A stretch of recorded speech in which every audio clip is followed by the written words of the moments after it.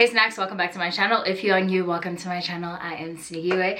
Guys, this video has been so requested, and honestly the main reason I didn't want to do it is because there's nothing crazy that I did to lose weight. Like I did everything by the books, and I feel like if you're here thinking I'm gonna tell you some bizarre life-changing secret that's gonna make you lose weight when you wake up tomorrow morning, I'm so sorry. There is no secrets. I literally did everything by the books. Everything. I'm just going to speak to you guys because I didn't really know what other format to do, but I'm just going to speak to you guys, and I'm sort of just going to start with mentioning the 80-20 rule. So the 80-20 rule is most of your weight loss comes from 80% the kitchen, 20% gym, which I have found to be very, very true. So when I first started working out, I was like in grade 10, because that's when I realized I actually hated school team sports and I was never going to play team sports. So I needed to find another way to maintain my fitness levels. So I started going to the gym very regularly. I was going to the gym every day, Monday to Thursday, and then I wouldn't on the weekends. I was in boarding school, so I would gym at school, sleep at school, eat at school, whatever. So the eating at school thing was eating boarding school food, which we all know isn't really the healthiest. So my diet wasn't bad, but it wasn't good either.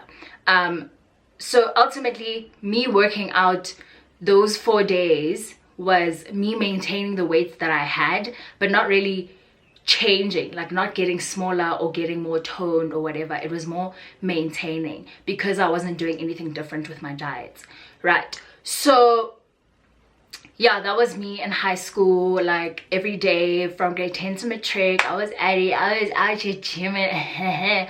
So that's why, like, my weight in high school was never more than 55. So between 50 and 55, like that's where I'd stay. Like I'd say like 53 for most of the time.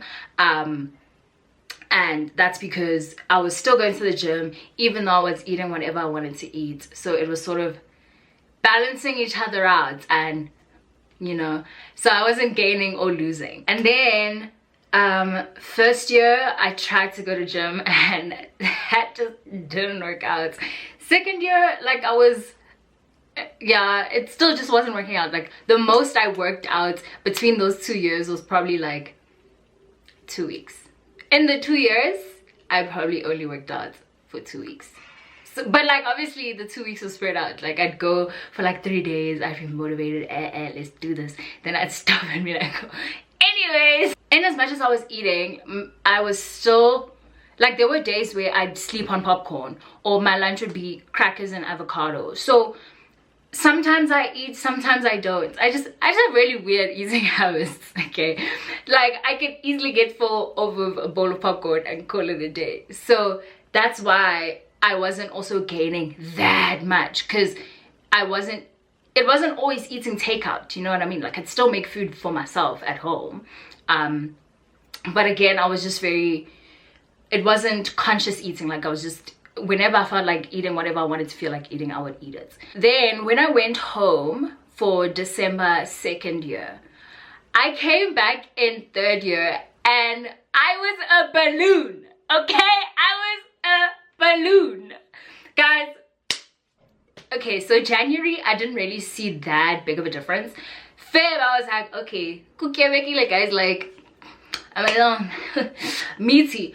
March, I was insecure. I didn't want to wear my clothes. I was just getting big. Like I hated my body, but I wasn't doing anything about it. Okay, let me calm down. I hated my body. Like I hated going out. I wasn't buying clothes.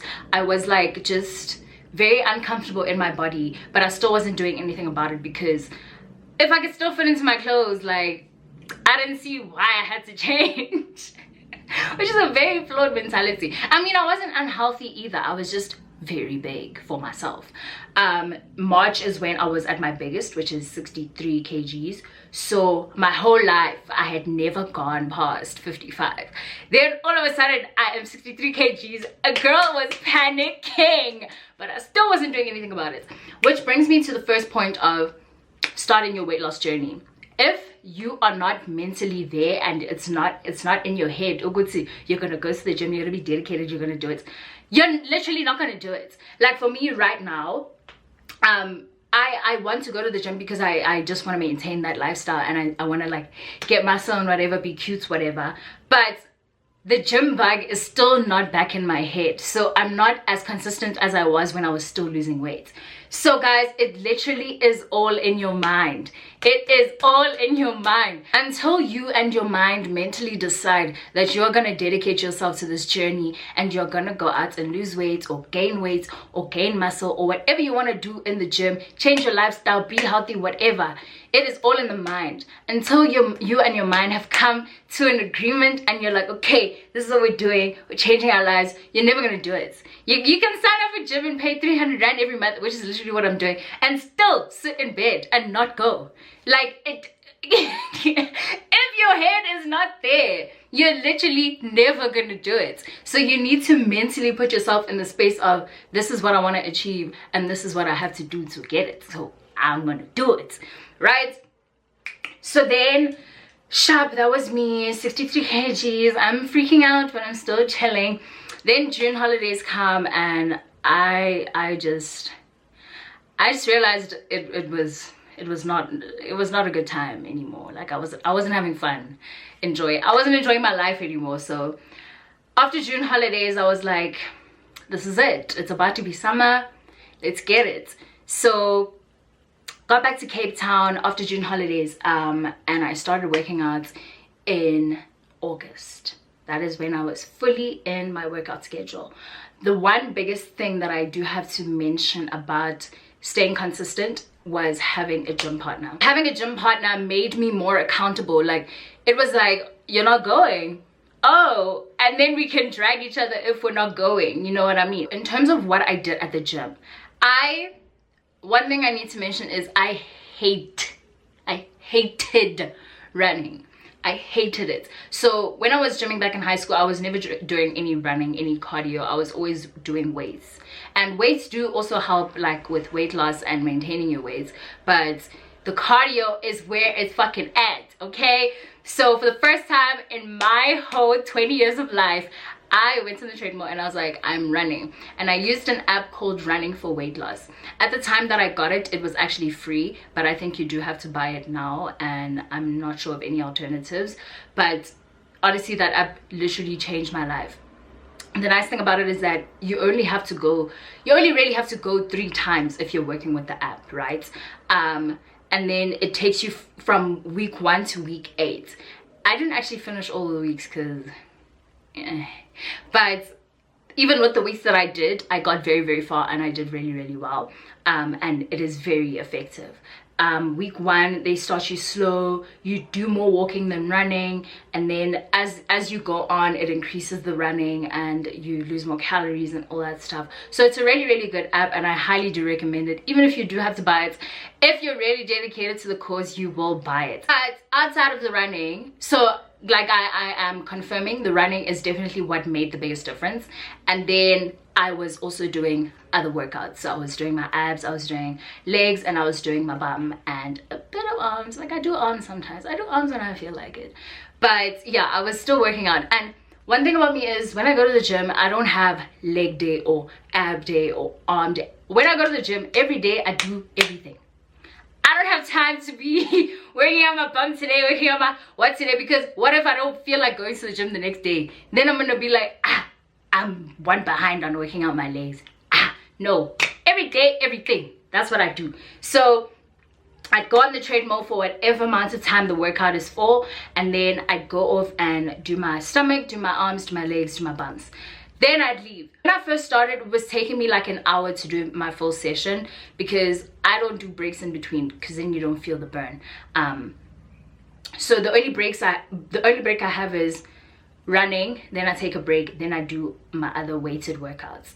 Then so it was 30-30, and when you first start with the running app, it's usually like 30 minutes, but as the time increases on the running app, you obviously will have to stay longer at the gym if you want to fit in all the other workouts. So the longest I've ever stayed at the gym is like an hour 30 minutes, because who wants to be at the gym for like 3 hours? Ain't nobody got time for this. Also helps to see your progress if you do things like with time. So the more breaks you take in between, obviously the less fit you are, and then the less breaks you start taking, the more you realize, okay, my strength is getting better, and I can now increase maybe my weights, or you know, my reps or whatever. So when you start noticing that you're taking a shorter time, then you can start increasing your weights or your reps.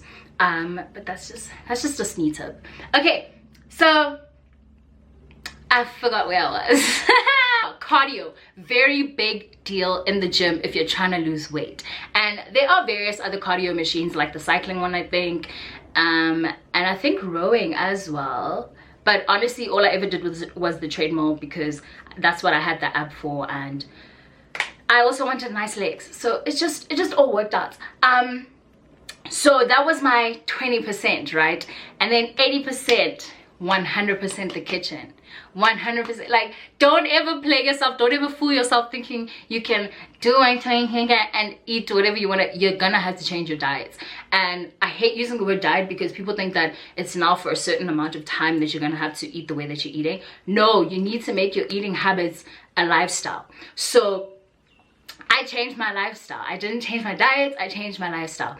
In the first 2 months of me consciously deciding to lose weight, I stopped eating, like, I literally did everything by the books, guys. I stopped eating fatty carbs, fatty meats, you know, just bad food that people tell you to stay away from when you're supposed to lose weight. So I substituted my white rice for brown rice, white pasta for brown pasta, bread for wraps, like, or bread for crackers, you know, things like that. After the 2 months, I decided to go weekly vegetarian. So during the days of the week, during the working days of the week, I wasn't eating meat, and then on the weekends I was like eating meat. And even on the weekends, I wasn't eating red meat at all, like no red meat, just fish or chicken.